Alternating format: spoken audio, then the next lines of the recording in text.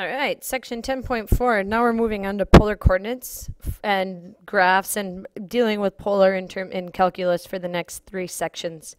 And today is kind of a nice section because really it's just understanding polar coordinates and graphing them. So no calculus applied to this. To start with vocabulary, we have a polar coordinate system. With our polar coordinate system, we have we're going to fix a point, our point O, which is called the pole, which is also the origin, and that's why we call it O for origin. Draw a picture. We're going to draw a picture over here, and I'm just going to really focus on the first quadrant, although this could be all 4 quadrants.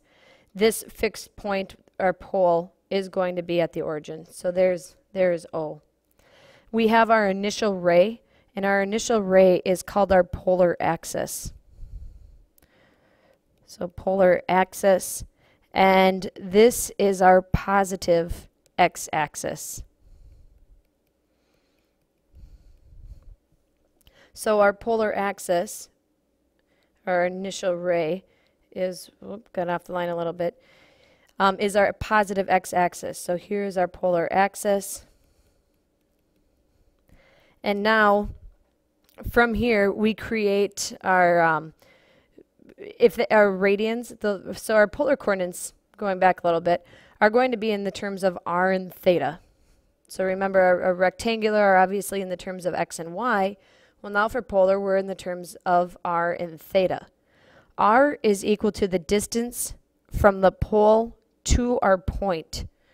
So distance from pole to point. And theta is a directed angle. And we know that theta always represents an angle. So theta is a directed angle. It is counterclockwise. So just how we always measure angles, counterclockwise, from the polar axis.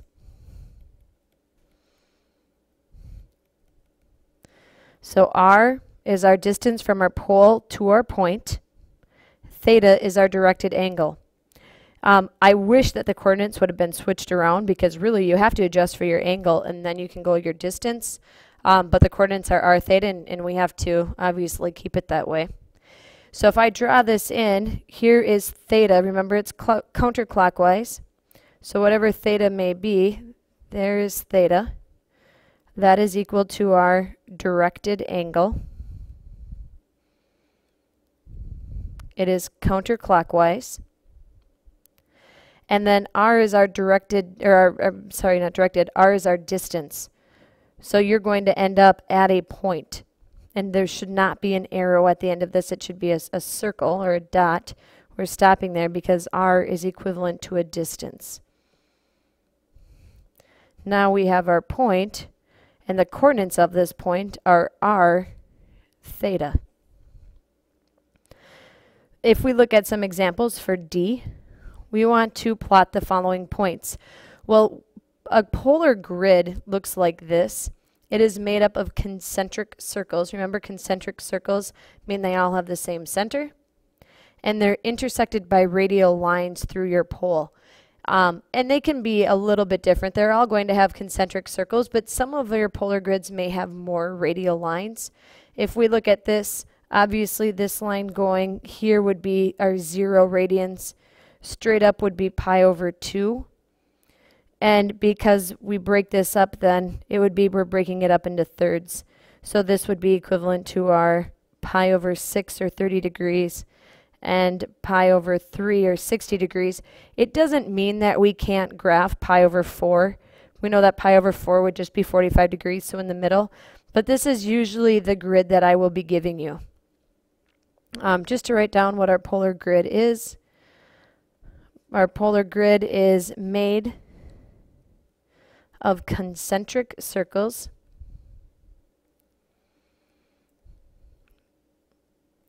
intersected by radial lines through the pole.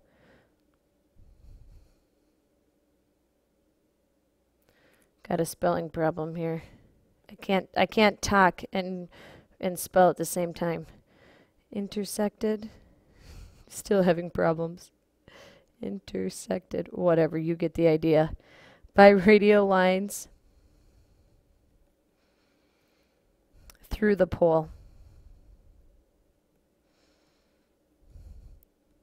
So here are radial lines. They all have to go through the pole. So if we plot our points, our first point, and we'll call it point A, is 3 pi over 3. So if we go pi over 3 and we go out 3, there would be 1, 2, 3. Or you could have it go by halves if you wanted to, but I'm just going to call that there's 3. There would be point A. There's my 1, 2, 3. For B, 1, 5 pi over 4. Well, we know 5 pi over 4 would be 45 degrees in quadrant 3. So this is very small in there. There would be B. And then the next one, we have negative pi over 6. So if I go negative pi over 6, that's fine. I'm going negative. And now my the R is negative 2. So if I'm going negative 2, I have to go back 2.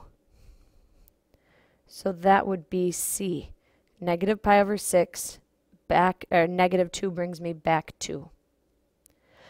Well, basically, all of these points are not unique, meaning that there's more than one coordinate for each one. So if we look at just A, we know A, we can call it, that's the point 3 pi over 3. Well, I can figure out a lot of different coordinates for this same point. So for example, we could call that this one is, if I added a 2 pi to it, that would end up giving us 7 pi over 3. So I can say it's 7 pi over 3. Or I could use this radial line, which is 4 pi over 3, but I want to go back 3. So I'm going a negative 3 on my radial line of 4 pi over 3. And there's an infinite amount of coordinates that you could create for this. So it is not unique. There are many, many answers. So these all represent the exact same point. What we will have to do is quite a few conversions between polar and rectangular. So we know the polar coordinates are r theta. They're of a point are related to our rectangular coordinates x, y as follows. In order to do this, if we have sine of theta, does anybody remember what sine of theta is equal to in terms of the definition? And definition means x, y, and r. So sine of theta, remember, is y divided by r. Well then, what we can do is say that y is equal to r sine theta. So if I know what r is and I know what theta is, I could create my y coordinate. Very similar to cosine. I know that cosine of theta is equal to x divided by r. Well, that's using the definition. Multiply the r over, and we have x is equal to r cosine theta. So again, if I'm given polar coordinates, plug in my r, plug in my theta, now I know what that is in terms of x. Other things that we will have to know, we know that tangent of theta is equal to y divided by x.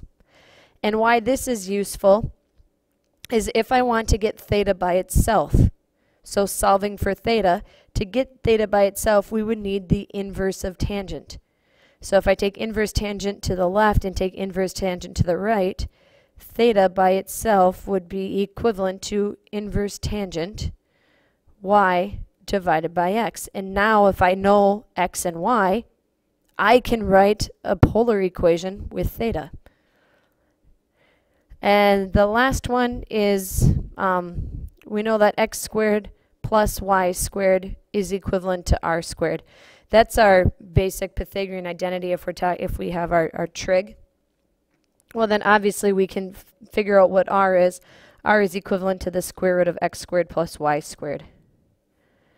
So these last two are very helpful or useful if I have to go from rectangular to polar, because they give me x and y and I'm solving for theta, or I have x and y and I'm solving for r. The first two are if I want to go from polar to rectangular. So my equation uses r and theta, but it solves for y, r and theta, and it solves for x. So converting rectangular means I have x and y, to polar means that I have to have r theta, is very easy to do. I know I'm looking for r is equivalent to the square root of x squared plus y squared from our trig identities. Well then, if I need theta, I know theta is equivalent to inverse tangent y divided by x.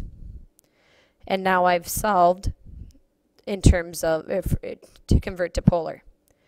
Converting our polar coordinates, so r theta, and I want rectangular, so I want what is x, what is y.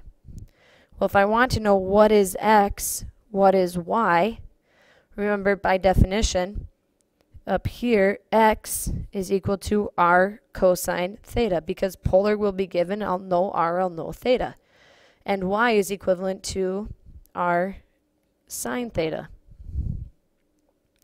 So knowing the conversions for a and b, I want you to do c and d, the two examples, on your own.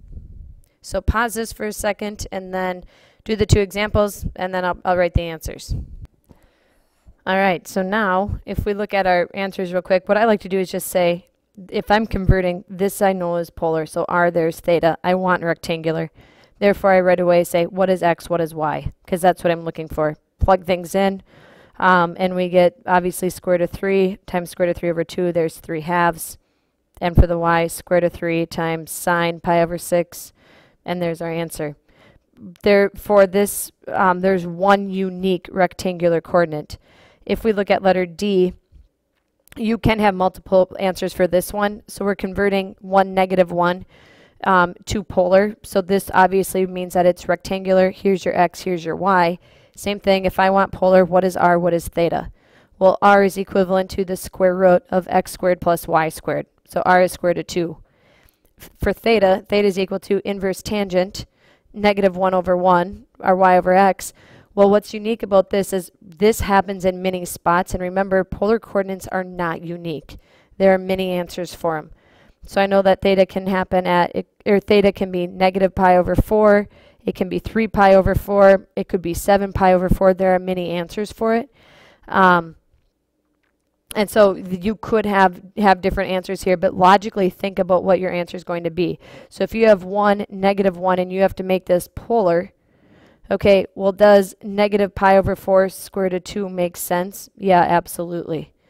If you would want to use 3 pi over 4, because that could be an answer. 3 pi over 4, remember, goes this way. If I want to use 3 pi over 4, your answer would have to be negative square root of 2 with it. So you may have to adjust your r value, but you have to use a little bit of common sense, I guess, thinking about it, because your polar coordinates are not unique.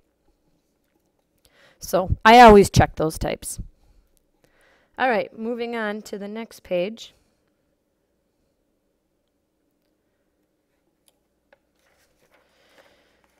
We have our polar graphs. So graphing, and on your test and quiz, I'll always put this polar grid on here. And for our directions, we want to describe the graph of each of the following polar graphs, convert to rectangular to verify our answers. And why we would want to do that is because rectangular makes a lot more sense to us. All right, so the first one, if r is equal to 3, basically r represents your radius in this, so your radius is equal to 3. Well, that just means that that's going to be a circle with a radius of 3. So if we have a circle with a radius of 3, 1, 2, 3, there I have a circle with a radius of 3.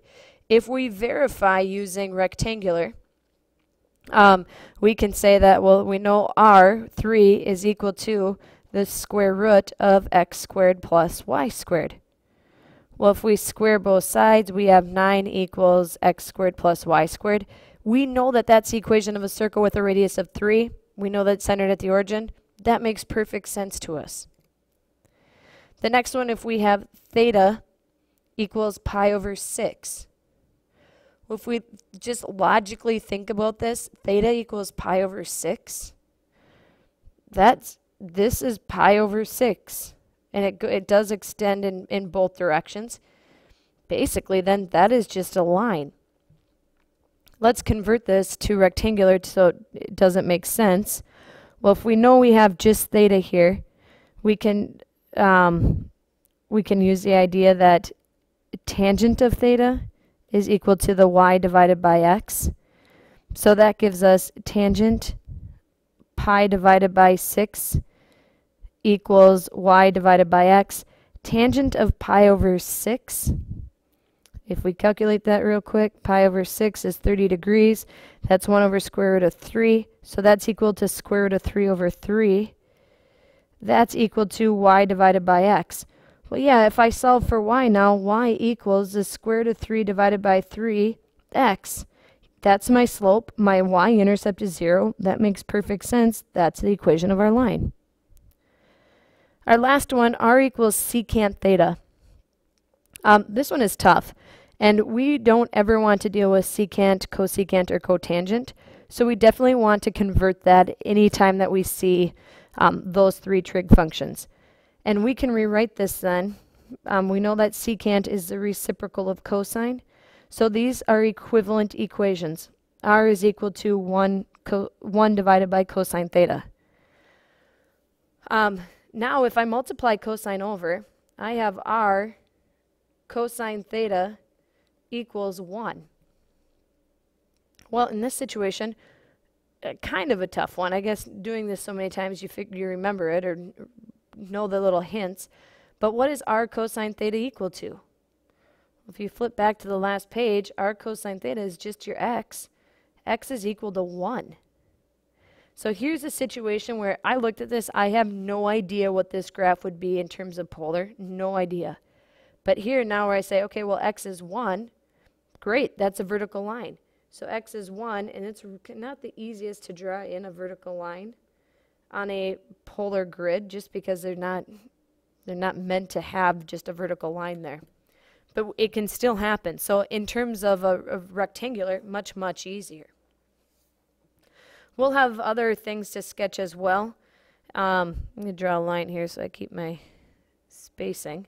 If I want to sketch this graph, r equals 3 cosine 2 theta. The idea behind this, or one thing that you'll want to evaluate, is you always want to calculate every quadrant angle. I couldn't think of the word. So when you start, I'm going to make a table for this, and oftentimes I'll make you make a table for your quiz or for your test. So you have theta and then you have r. Well, we always want to start at 0 and work our way around our unit circle to 2 pi. So I always start at 0. If I plug 0 into my equation, 2 times 0 is 0. Cosine of 0 is 1. 1 times 3 is obviously 3. So if I have an angle of 0, that will put me right here just on my polar axis. And I have a radius of 3. I'm going to go by halves this time just to make it easier. So this is 1, this is 2, this is 3. Well, now I want to evaluate my next quadrant angle, which means I want to evaluate at pi over 2. Well, if I plug in pi over 2 right now into this situation, that gives me pi, and I'm skipping a quadrant angle. So you have to think of, I want to evaluate pi over 2. What do I have to have for theta? If I want pi over 2, I know that now I would have to go by basically by 45 degrees, pi over 4. Because if I plug that in, 2 times pi over 4 will give me the pi over 2. So it's always, I want to evaluate, you have to do the adjustment, but you want to evaluate at 0, You want to evaluate pi over 2. You want to evaluate pi. You want to evaluate 3 pi over 2. Once you figure out do the first one and then maybe the second one, it's always even spacing. So that makes it pretty easy after that. So if I plug this in, 2 pi over 4 will obviously give me pi over 2. Well, cosine of pi over 2 is 0 times 3 is 0. So at this radial line, here is pi over 4. What this tells me is that this works, here is this first portion of it, and I work back to 0. Why my graph has to go this way is because I'm going from the radial lines from 0 to pi over 4.